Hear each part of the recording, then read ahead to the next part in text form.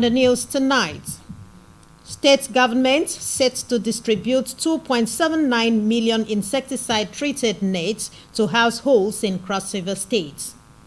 State Governorship Election Petition Tribunal open sitting assures of speedy dispensation of justice. Details and more shortly. Good evening and welcome to the news. I am Justina Etam.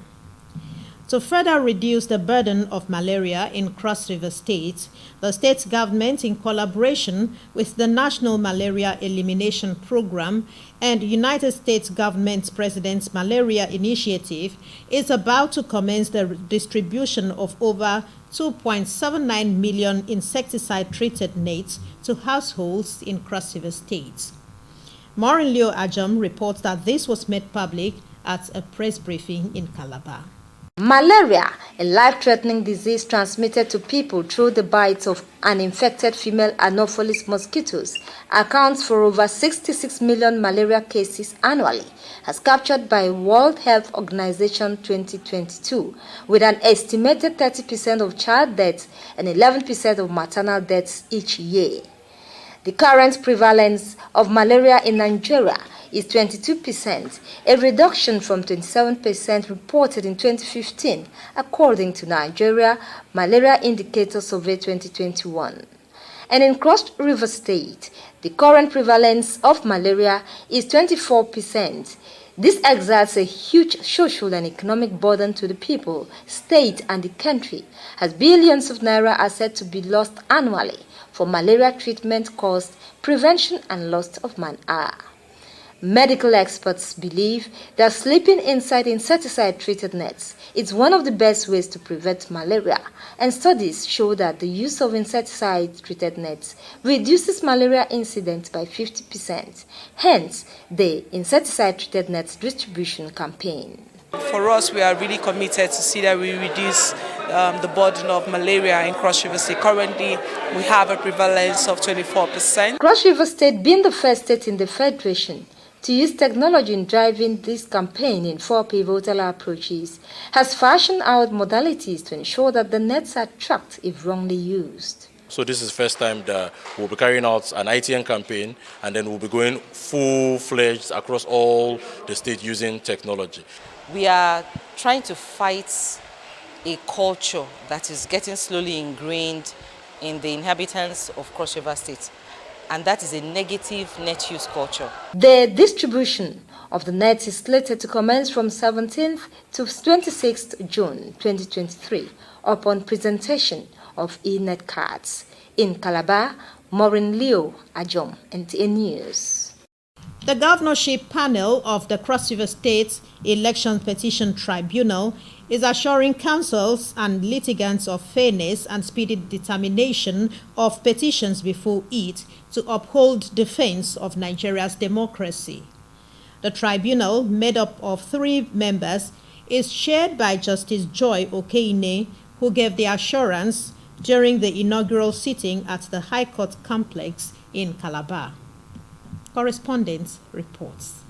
Like others, the Election Petition Tribunal for Cross River State governorship election has 180 days as stipulated by the law to hear and determine cases filed before it, and this inaugural sitting signifies the beginning of this task.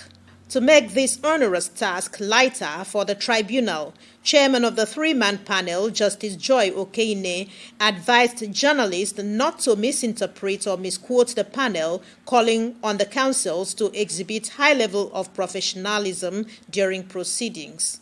Counsels to the petitioners and defendants speak. And I, on behalf of the inner bar and the outer bar, pledged our support and our cooperation with the tribunal to ensure timeous and prompt dispensation of justice within the constitutionally allowed time. I believe justice will be done. And we are challenging the election because we are saying that both the governor-elect and the deputy governor-elect are not qualified to even be nominated by their party. With this inaugural sitting, the tone is now set for the hearing proper. In Calabar, Justina Etam, NTA News. The late Madame Philomena Akpa has been described as a regime whose sterling public service career and devotion in raising children without minding their parentage was unwavering. Oba Hyacinth reports that Reverend Father Emmanuel Beckhamson stated this in his homily in Ekpokpa, Ikom local government area of Cross River State, where the funeral service took place. The priest, while eulogizing the matriarch, recounted his encounter with the nonagenarian. So no matter who you are, when death comes calling, your answer will be yes, I am here. Yes, I am present. Yes, I am willing. Was surrounded with a world of friends and admirers who were enthralled by the life of our beautiful mother, her voice, her poise, her attitude, her gait, and of course, her grace. The dichotomy of death and the pains associated with it did not deter the children and family members from extolling her impact and ideals. Mama is a woman that, even as old as I am, each time I go to Calabar, she look for something to keep for me, to keep to me. We had a lot to share. We were like best friends. We had planned the family together. Whatever the family is today is our brain work between myself and her. So it's so terrible. It's a shock. My mother was an awesome woman.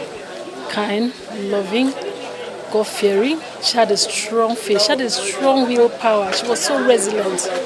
And whatever she wanted, she gets through prayers. She was a loving and caring woman. A woman who could take any child anywhere and raise as a biological child. Her love knew no bound. She extended her love to anybody, whoever she found. She made sure she loved her or loved him. It was so bad that she could bring anybody to the house for us to raise. That's the kind of woman we're celebrating. She was someone that accepted everyone, no matter if they gave birth to you, married to the family or not. She will search for you and get to where you are.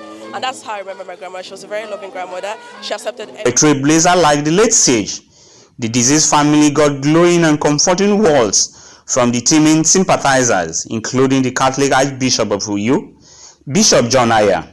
Mama was a blessing to us, actually, because as far as I can remember and know, she was our last surviving at that age. Mama has lived a good life. We are all witnesses. Our advice to them is that they should also take the footsteps of Mama and do what Mama did. Mama touched so many lives. Mama Philomena was really a mother indeed, in every ramification. She was always there for children, biological and non-biological. You took good care of Mama, and that was a wonderful thing. She is so much filled with gratitude for what you've done. For a woman who had lived for 92 years, the encomium was endless as she was interred in her country home. In Calabar, Oba Hyacinth, NTA News. And that's our news highlights for tonight. Thank you so much for watching. Have a wonderful time.